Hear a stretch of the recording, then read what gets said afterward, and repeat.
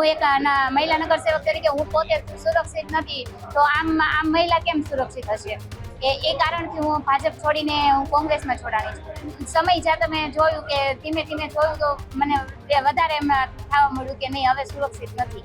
એમાં સુરક્ષા જ હતી, પણ હું થોડાક સમય માટે ભરમાઈ ગઈ હતી અને હવે મારી ભૂલ મને સમજાઈ ગઈ એટલે હું પાછી આવી. મને કોઈ જાતનું પ્રેશર કરવા નથી આવ્યું, મારી જાતે જ અહીંયા આવી છું. ભારતીય જનતા પાર્ટી મારું પરિવાર છે, હું હતી અને રહીશ, જીવીશ ત્યાં સુધી ભારતીય જનતા પાર્ટીમાં જ રહીશ.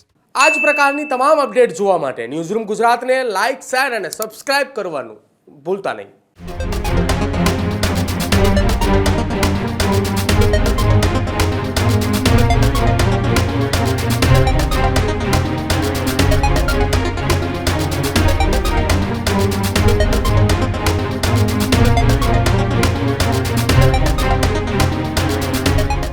બે વર્ષ પહેલા મારા અને મારા પતિ ઉપર બુટલેગરોએ હુમલો કર્યો છે. હું એટલા માટે રાજીનામું આપું છું. અરે એક મિનિટ ઉભા રહો. તમે મને કેમ આવી રીતે ભરમાવો છો? મારી ઘર વાપસી થઈ છે અને હું ભારતીય જનતા પાર્ટીમાં જોડાઈ છું.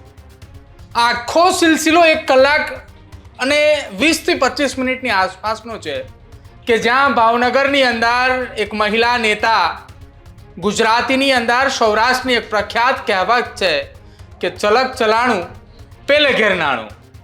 પહેલા ભાજપના ચૂંટાયેલા પ્રતિનિધિ હતા, કોંગ્રેસમાં ગયા અને 1 કલાક 20 મિનિટથી 25 મિનિટની અંદર ફરી એક વખત ભાજપમાં આવ્યા.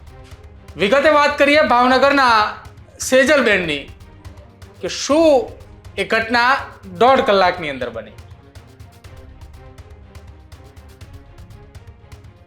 ગુજરાતની રાજનીતિમાં સૌરાષ્ટ્ર એ વારંવાર ચર્ચાતું કેન્દ્ર છે અને એમાં પણ જ્યારે સૌરાષ્ટ્રની અંદર કોઈ રાજીનામાઓ પડે ત્યારે એની ચર્ચા એ સમગ્ર ગુજરાતની અંદર થાય.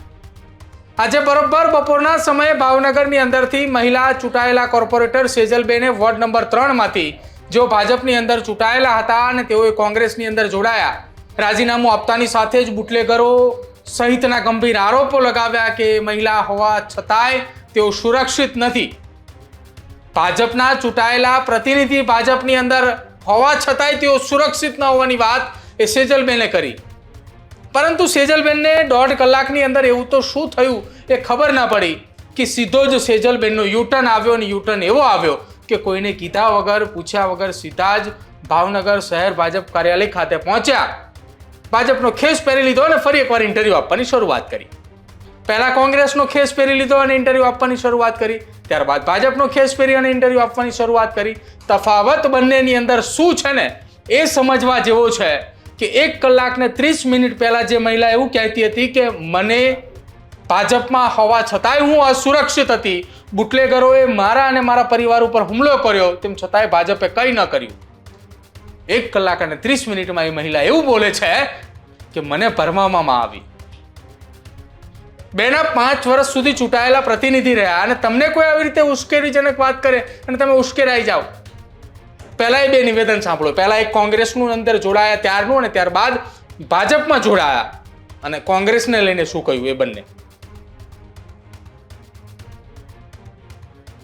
છેલ્લા 5.5 વર્ષથી ભાજપમાં છું અને 5 વર્ષના નગરસેવક તરીકે હતી. તો જો હું નગરસેવક તરીકે સુરક્ષિત નથી, હું એક મહિલા નગરસેવક તરીકે હું પોતે સુરક્ષિત નથી, તો આમ મહિલા કેમ સુરક્ષિત હશે? એ કારણથી હું ભાજપ છોડીને હું કોંગ્રેસમાં જોડાણી છું. 5 વર્ષની કોમ આપણે પૂરી કરી ત્યાં સુધી આપણે એક પણ પ્રશ્ન જોયો છે અને હવે રહીને છેલ્લે આપણે કે ભાજપ સુરક્ષિત. મને સમય જ્યાં તમે જોયું કે ધીમે ધીમે જોયું તો મને વધારે એમ થવા મળ્યું કે નહીં, હવે સુરક્ષિત નથી. એવા કયા કારણો છે કે આપણે ભાજપના? મારે ચાલુ ટર્મ હતું 2 વર્ષ પહેલા, મારે ચાલુ ટર્મ હતી હોવા છતાં હું નગરસેવિકા હતી, છતાં મારી ઉપર હુમલો બુટલેગરોએ કર્યો હતો.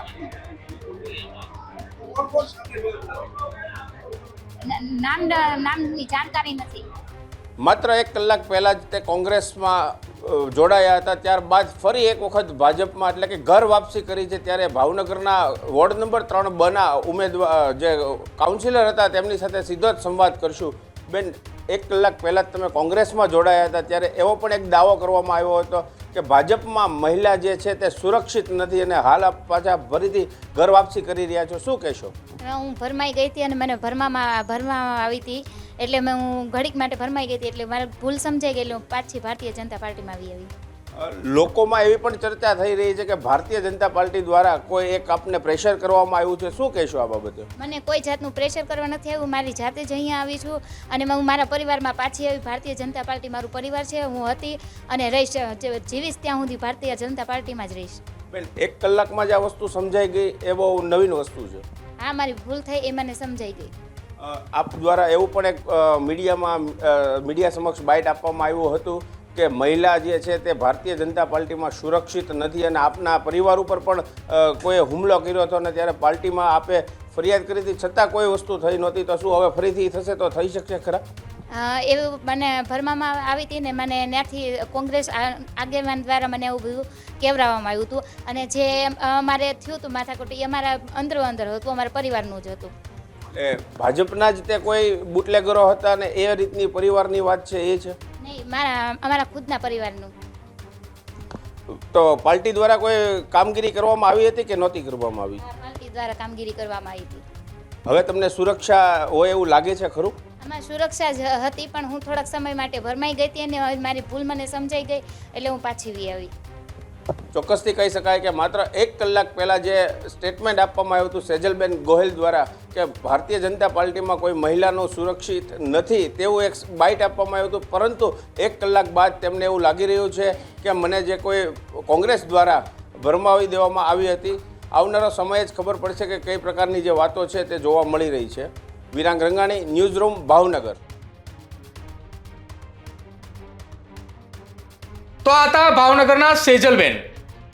1 કલાક અને 30 મિનિટની અંદર સેજલબેનને જ્ઞાન થયું.